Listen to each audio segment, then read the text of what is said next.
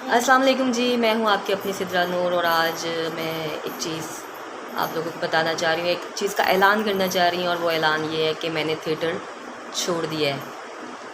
जैसे कि आप लोगों को पता है कि मैंने थिएटर पे एक अरसा काम किया और बहुत काम किया और थिएटर से मुझे बड़ी इज़्ज़त भी मिली, बड़ा प्यार भी मिला। लेकिन अब इसका कोई वो लोग पूछेंगे क्या रीज़न है, क्या नहीं, रीज़न बहुत सारे हैं, लेकिन मैं इतना बताना चाह रही हूँ कि मैंने थिएटर क्विट कर दिया है। बाकी शोबिज़ की सरगर्मियाँ जारी रहेंगी, जैसे कि मेरी सिंगिंग है, मेरी एक्टिंग के हवाले से मैं शोबिज़ में हूँ और शोबिज़ में वैसे नहीं छोड़ सकती। फ़िलहाल मैंने थिएटर छोड़ दिया है हमेशा के लिए। तो बाकी चीज़ें आप लोगों की दुआएं साथ चाहिए, जैसे कि आप लोगों ने हमेशा प्यार दिया है, इसी तरह मेरे लिए दुआ करते रहिएगा और अपनी दुआओं में याद रखिएगा। Love you all.